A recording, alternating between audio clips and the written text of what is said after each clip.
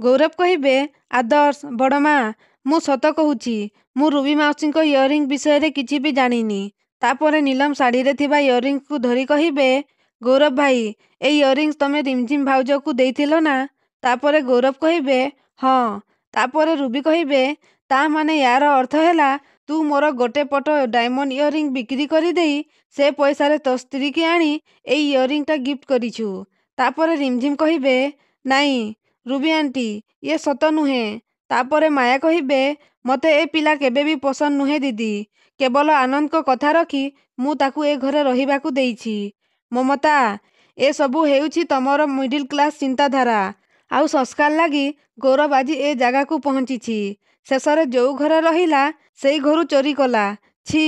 ତାପରେ ଗୌରବ କହିବେ, ବଡ଼ମା, ପ୍ଲିଜ ଆପଣ ମତେ ବିଶ୍ୱାସ କରନ୍ତୁ। ମୁଁ ଆଉ ଚୋରି କି ଗୁଣ୍ଡାଗର୍ଦି କିଛି ବି କରୁନି। ପୁରାପୁରି ସୁଧୁରି ଗଲିଣି।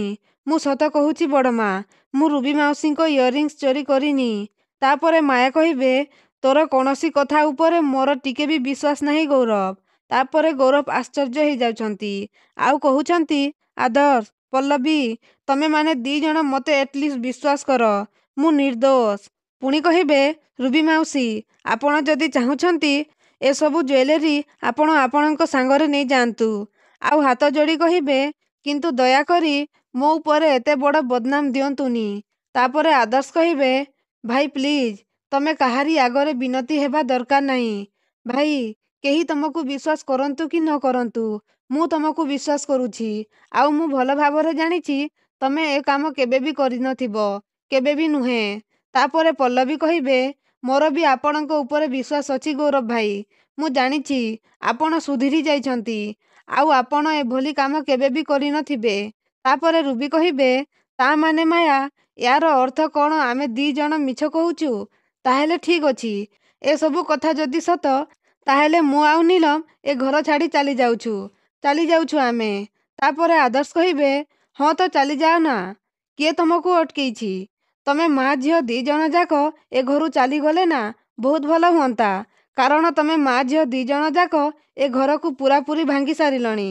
ତାପରେ ମାୟା କହିବେ, ଆଦର୍ଶ, ତୁ ଚୁପ୍ ରହ। ତାପରେ ଆଦର୍ଶ ଆଶ୍ଚର୍ଯ୍ୟ ହେଇଯାଉଛନ୍ତି। ପୁଣି ମାୟା ରାଗିକି କହିବେ, ମୋ ଦିଦି ଏ ଘର ଭାଙ୍ଗିନି, ଏ ଘର ଭାଙ୍ଗିଛି ତୋ ସ୍ତ୍ରୀ। ତାପରେ ସମସ୍ତେ ଆଶ୍ଚର୍ଯ୍ୟ ହେଇଯାଉଛନ୍ତି। ତାପରେ ମାୟା କହିବେ, ତା ପାଇଁ ମୋ ପୁଅ ମୋଠୁ ଦୂରେଇ ଯାଇଛି। ତାରି ପାଇଁ ମୋ ଘରେ ଦିଟା କିଚେନ ହେଇଛି। ଆଉ ତାରି ପାଇଁ ଏଇଟା ଗୋଟେ ପରିବାର ହେଲେ ବି ଭିନେ ହେଲା ଭଳି ଭାଗ ଭାଗ ହେଇ ଚଳୁଛନ୍ତି।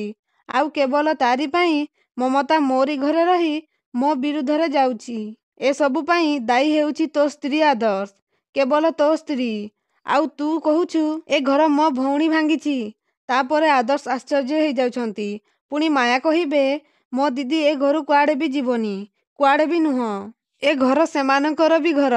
ସେମାନେ ଏଇଠି ରହିବେ ଆଉ ଏ ଘରେ ରହିବେ। ଯା ହଉ, ମୋ ଦିଦିକୁ ବହୁତ ବହୁତ ଧନ୍ୟବାଦ।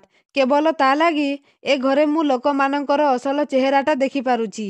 ତାପରେ ଆଦର୍ଶ କହିବେ, ଆଜି ପର୍ଯ୍ୟନ୍ତ ତମେ ତମ ଭଉଣୀଙ୍କ ଅସଲ ଚେହେରାଟା ଚିହ୍ନି ପାରିଲନି ମା। ଆଉ ଅନ୍ୟମାନଙ୍କର ଅସଲ ଚେହେରା କଥା କାହିଁ ଚିନ୍ତା କରୁଛ? ପଲ୍ଲବୀ ଆଉ ଖୁଡ଼ିଙ୍କର ଏ ଘର ପ୍ରତି ଏତେ ତ୍ୟାଗ ଦେଖି ଯଦି ତାପରେ ତମେ ତାଙ୍କୁ ଚିହ୍ନି ପାରୁନ ନା, ତାହେଲେ ତମ ପାଇଁ ମତେ ଦୟା ଲାଗୁଛି ମା। ତାପରେ ମମତା କହିବେ, ଆଦର୍ଶ, ତୁ ଚୁପ୍ ରହ। ଏସବୁ କହି ଆଉ କିଛି ବି ଲାଭ ନାହିଁ। ଏତେ ଦିନ ହେଲା ଏସବୁ ଦେଖି ଦେଖି ଶୁଣି ଶୁଣି ମୁଁ ଥକି ପଡ଼ିଲିଣି। ପୁଣି କହିବେ, ବିନୋଦ, ଗୌରବ, ରିମଝିମ, ମୋ ସାଙ୍ଗରେ ଆସ। ତାଙ୍କର ଯାହା କରିବା କଥା ସେ କରନ୍ତୁ। ତାପରେ ସମସ୍ତେ ସେଠାରୁ ଚାଲିଯିବେ। ତ ଦର୍ଶକ ବନ୍ଧୁ, ଏବେ କ'ଣ ମମତା ଆଉ ତାଙ୍କ ପରିବାର ଏ ଘର ଛାଡ଼ି ଚାଲିଯିବେ କି? ଆମକୁ କମେଣ୍ଟ ମାଧ୍ୟମରେ ଆପଣଙ୍କ ମତାମତ ନିଶ୍ଚୟ ଜଣାନ୍ତୁ।